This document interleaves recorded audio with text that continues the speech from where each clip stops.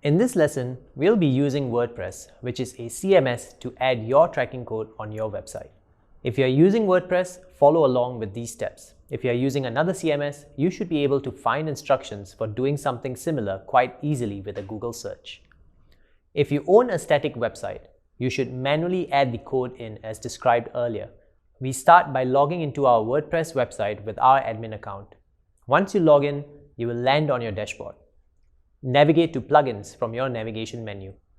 If you don't already have GA Google Analytics activated, click Add New and type in GA Google Analytics in the search bar. You should find the GA Google Analytics plugin. Click Install Now. Once installed, click Activate. If you do already have it installed, simply find GA Google Analytics plugin in your plugins list and click on Settings.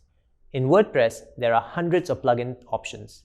For this exercise, we'll be using the GA Google Analytics plugin, which has a simple setup. Once you're comfortable with WordPress and Google Analytics, I would recommend the Google Analytics dashboard for WordPress plugin instead, which has more configurations but provides insights from GA directly within your WordPress dashboard. Once you have activated the plugin, the next step is to insert your tracking ID. On the Settings page, expand the tab titled Plugin Settings. Insert your tracking ID into the GA Tracking ID text box, which is the first field. Your tracking ID is the measurement ID that you can find on the Google Analytics Web Stream Details page from the previous lesson. Under the Tracking ID text box, there is an option for you to select a tracking method.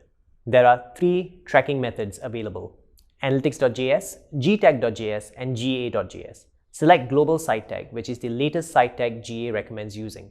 Then scroll down and click on the Save Changes. That's it, you're done. Let's check if the tracking code has been installed correctly. After you complete the tracking code setup, open an incognito window and visit your website URL. An incognito window is an internet browser setting that prevents browsing history from being stored and shows you as a new user on your website. If you are using Google Chrome in Windows or a Mac, open a new window on your computer, click on the More tab in the top right corner, symbolized by 3 dots in a vertical line icon. Then, in the drop-down menu, select New Incognito Window. You've gone incognito window will appear, indicating that you are incognito. Type in your website URL and let your homepage load. Now it's time to check if your Google Analytics is receiving data from your website. Go to your Google Analytics account window on your web browser. From the left side navigation on your Google Analytics dashboard, click on the Real-Time Overview Report.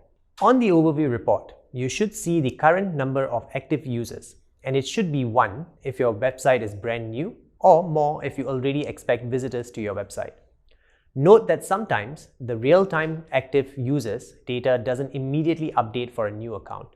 If it's showing you 0, you can also refer to the Top Active Pages section on the same report. Under the Top Active Pages, you should see the page you are currently visiting on your website, which should be the home page you just opened in incognito. Your home page will likely show as a /. This is because Google Analytics displays only the subdirectory structure for a page, removing the main URL to keep the data short and clean. Go back to your incognito window and click around your website to other pages, and you can see that the active page changes accordingly to show the subdirectory of that page. This is how you confirm that your analytics account is tracking data.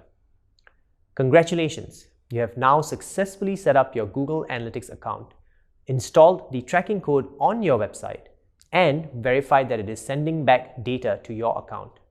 In the next lesson, we will start cleaning up your view. See you in the next video.